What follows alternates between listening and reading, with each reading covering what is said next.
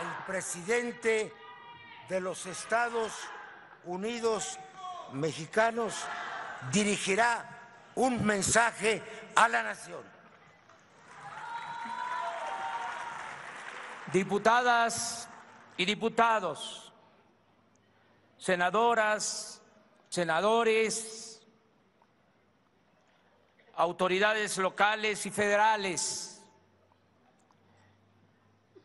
invitadas e invitados del extranjero, licenciado Enrique Peña Nieto, le agradezco sus atenciones, pero sobre todo le reconozco el hecho de no haber intervenido como lo hicieron otros presidentes en las pasadas elecciones presidenciales.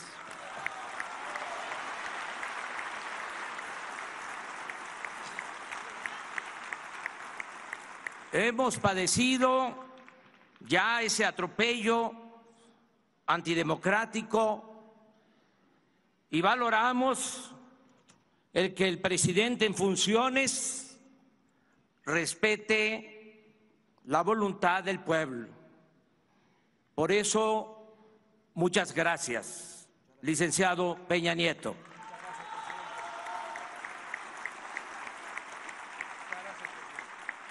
Amigas y amigos, por mandato del pueblo, iniciamos hoy la cuarta transformación política de México. Puede parecer pretencioso o exagerado, pero hoy no solo inicia un nuevo gobierno, hoy comienza un cambio de régimen político. A partir de ahora se llevará a cabo una transformación pacífica y ordenada, pero al mismo tiempo profunda y radical, porque se acabará con la corrupción y con la impunidad que impiden el renacimiento de México.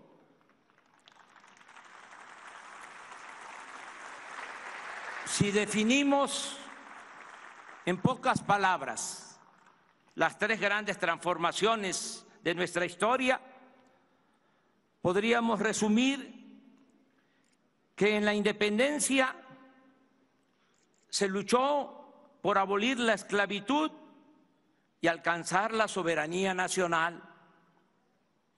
En la reforma, por el predominio del poder civil y por la restauración de la República. Y en la revolución, nuestro pueblo y sus extraordinarios dirigentes lucharon por la justicia y por la democracia. Ahora nosotros queremos convertir la honestidad y la fraternidad en forma de vida y de gobierno. No se trata de un asunto retórico o propagandístico.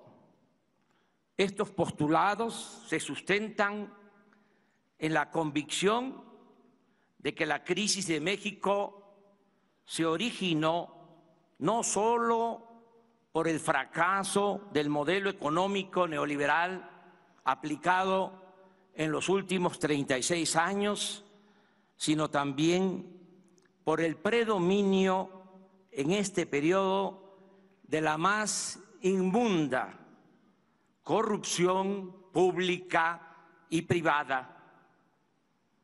En otras palabras, como lo hemos repetido durante muchos años, nada ha dañado más a México que la deshonestidad de los gobernantes y de la pequeña minoría que ha lucrado con el influyentismo.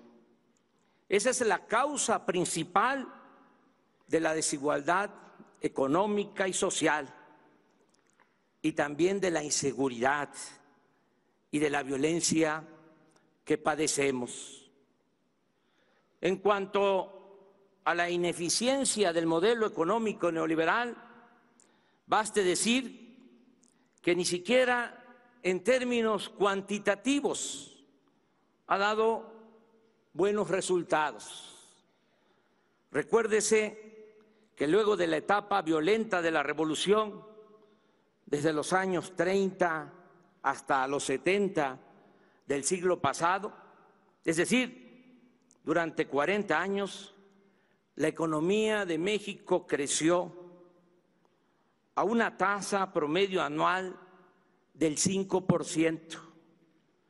Y durante ese mismo periodo, en 2 sexenios consecutivos, de 1958 a 1970, cuando fue ministro de Hacienda Antonio Ortiz Mena, la economía del país no solo creció al 6% anual, sino que este avance se obtuvo sin inflación y sin incremento de la deuda pública.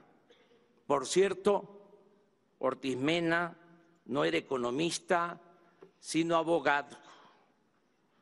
Posteriormente, hubo 2 gobiernos, de 1970 a 1982, en que la economía también creció a una tasa del 6% anual, pero con graves desequilibrios macroeconómicos, es decir, con inflación y endeudamiento. En cuanto a la política económica aplicada durante el periodo neoliberal de 1983 a la fecha, ha sido la más ineficiente en la historia moderna de México. En este tiempo, la economía ha crecido en 2% anual, y tanto por ello como por la tremenda concentración del ingreso en pocas manos, se ha empobrecido a la mayoría de la población, hasta llevarla a buscarse la vida en la informalidad, a emigrar masivamente del territorio nacional o a tomar el camino de las conductas antisociales. Lo digo con realismo y sin prejuicios ideológicos.